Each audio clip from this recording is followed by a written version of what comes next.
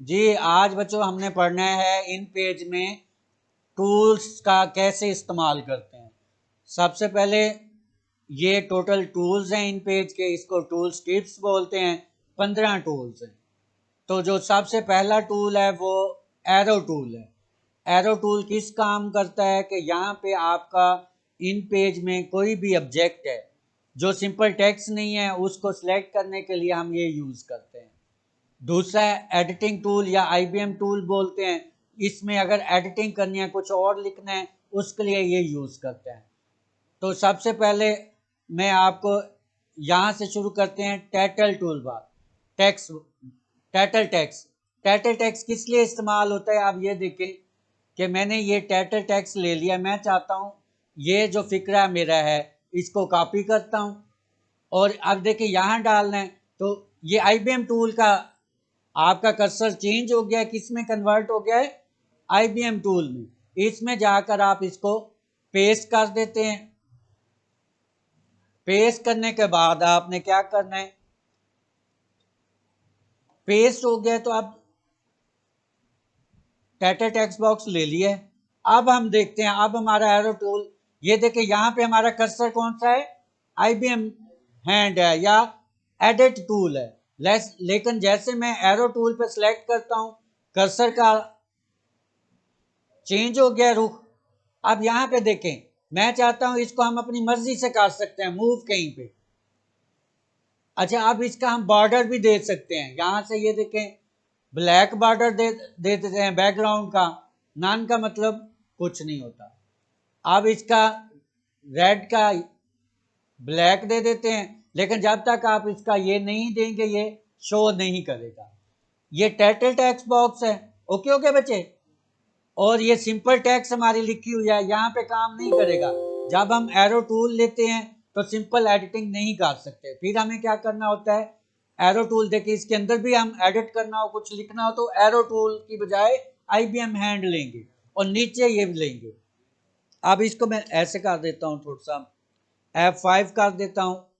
F5 का बताया था ना व्यूज के लिए है। F5 फिट इन विंडो है, F6 50% है। ये नीचे व्यूज आ रहे हैं यहाँ पे देखें। और F700 है और F8 200 है। तो कोशिश क्या करें ये ऐसे इसको यूज किया करें। यहाँ तक हो गया। अब थोड़ा सा और भी बता देता हूँ। रोटेट टूल का, ये दोनों क्लियर हो गए हैं। एरो टूल हैंड सिलेक्शन के लिए, एडिटिंग के लिए हैंड टूल। अब अगला हमारा क्या है कि ये हमने रोटेट करना। मैं कहता हूँ इसका थोड़ा सा स्टाइलिश हो जाए तो सबसे पहले आपने उस को सिलेक्ट करना है, फिर रोटेट पे आ जाना है। ये देखें ये आइकन चेंज हो गया है। इसका मतलब है ये हमारी कौन सी सिलेक्शन हो रही है, रोटेट की। अब यहाँ पे देखें ये नजर आ रहा है नीचे शक्ल बनी हुई, ये रोटेट हो गया। क्लियर हो गया। अब ये तीनों क्लियर हो गए हैं। एरो टूल कोई भी ऑब्जेक्ट सिलेक्ट करने के लिए, हैंड टूल एडिटिंग के लिए, रोटेट टूल किसी भी ऑब्जेक्ट को रोटेट करने के लिए। क्लियर हो गए बच्चे। अगला हमारा टॉपिक ये है लिंक और डी लिंक। लेकिन ये ऐसे सिंपल टेक्स्ट पे इंप्लीमेंट नहीं होता। इसके लिए हमेशा हमें ये जो इंप्लीमेंट होगा किस पे होगा, टेक्स्ट बॉक्स पे, टाइटल पे नहीं। ये नीचे वाला टाइटल है और ऊपर वाला टेक्स्ट बॉक्स है। इनको अगर गौर से देखें तो ये कंप्लीट डब्बा बना हुआ है और ये जो नीचे वाला है ये पूरा डब्बा नहीं बना हुआ है। आधा इसके ऊपर डब्बा है और नीचे डॉट डॉट लाइन है, दोनों का फर्क। अब पहले मैं टेक्स्ट टूल ले लेता हूँ। टेक्स्ट टूल ले लिया मैंने, यहाँ पे इसको एक यहाँ ड्रा कर दिया और एक मैं और ले लेता हूँ, यहाँ पे ड्रा कर देता हूँ। अब देखें जब मैं एरो टूल लेता हूं तो ये सिलेक्ट हो गया। इसके देखें दो नोड हैं, लेफ्ट और राइट। इसके चारों साइडों पे नोड हैं। ये नोड क्या काम करते हैं, ये सिलेक्शन का काम करते हैं, रीसाइजिंग का काम करते हैं। ये देखें। अच्छा, जैसे ही हम इसको सिलेक्ट करते हैं ये देखें ये बॉर्डर रिबन है। कौन सा रिबन है, अब ये देखिए इसमें भी बॉर्डर रिबन आता है लेकिन कुछ ऑप्शन उसके इनएक्टिव हो जाते हैं, हाइट और विड्थ वाले, लेकिन इसमें एक्टिव होते हैं। अब अगला काम क्या है, यहाँ क्लियर हो गया। अब मैं क्या करता हूँ, IBM टूल से लेता हूँ, इस पूरे टेक्स्ट को क्या करता हूँ बच्चे, कॉपी कर लेता हूँ। अब मैं कहता हूँ इसके अंदर डालता हूँ, पेस्ट कर देता हूँ।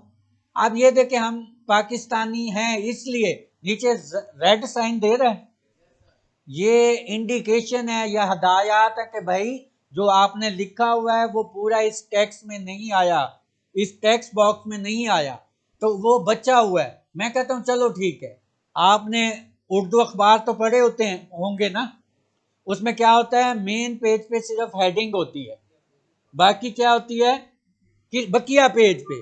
तो ये है इन पेज के इस टेक्स्ट बॉक्स और लिंक टूल का नतीजा होता है, जिसके जरिए ये किया जाता है। तो अब क्या है, ये आप अब लिंक टूल का यूज कर रहा हूं, किसका, मैं कहता हूं ये देखें दो अपने आप कलर चेंज हो गए हैं टूल्स के, टेक्स्ट टूल के चेंज हो गए हैं ना, टेक्स्ट टूल बॉक्स के। अब ये है ग्रीन और ये है ब्लू। मैं क्या करता हूं कि यहां का लिखा हुआ ये जैसे उस पर क्लिक किया है, ये जमा से इस पे लेके आता हूं, ये लिंक वाला बन गया आगे। अब ये देखें हो गया इसका भी और इसका भी। तो मैं क्या करता हूं, यहां पे इसका फॉन्ट बड़ा है, इसको कम कर देते हैं। मैं कहता हूं और कम कर देते हैं फॉन्ट साइज। अब सारा इसी पे पूरा आ गया है, लेकिन मैं क्या करता हूं, इसको थोड़ा सा बढ़ा देता हूं भाई, 24 है, अभी भी आ रहा है, फिर मैं दोबारा कॉपी करता हूं इसी को।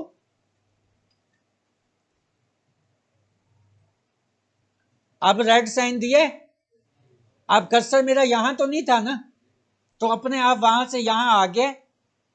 ये टाइटल और सॉरी लिंक टूल है। अच्छा डी लिंक कैसे होगा, जैसे मैंने ये डी लिंक पे क्लिक किया तो वो बता रहा है भाई इसका लिंक यहां पे, तो मैं इसको क्लिक कर देता हूं, खत्म हो गया। तो सबसे पहले हमें लिंक करने और डी लिंक करने के लिए यहां से टाइटल टेक्स्ट बॉक्स लेना पड़ेगा, मैंने ये लिया, उसमें लिखा और यहां लिया, ये किया। अब मैं इसके जरिए लिंक करूंगा, ये देखिए यहां से यहां। तो आज का लेक्चर हमारा यही है, हमने ये 5 टूल, बल्कि 1 2 3 4 5 6 7 टूल सीखे हैं। एरो टूल से कोई भी ऑब्जेक्ट सेलेक्ट कर सकते हैं, ये देखें ये वाला है, ये वाला है। अगर हमने सिंपल टेक्स्ट करनी है तो IBM टूल या उसमें चेंजिंग करनी है वो करेंगे। अब यहाँ पे भी करते हैं, कंट्रोल V करते हैं, ये बढ़ गया, वो कहता है इससे आगे निकल गया। अब 2 तरीके हैं एरो टूल से, या तो इस टूल बॉक्स को इसको बड़ा कर दें,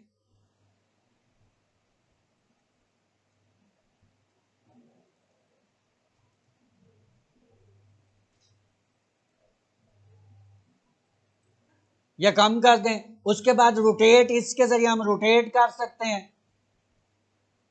उसके बाद हमारा लिंक था, लिंक और डी लिंक का था। उसके बाद हमारा अब ये देखें लिंक किया हुआ है ना, इसको डी लिंक करना है, यहां से हम लिंक करके डी लिंक कर देंगे। आज ये 7 टूल हमने सीखे हैं, बाकी इंशाल्लाह अगले लेक्चर में। क्लियर हो गया।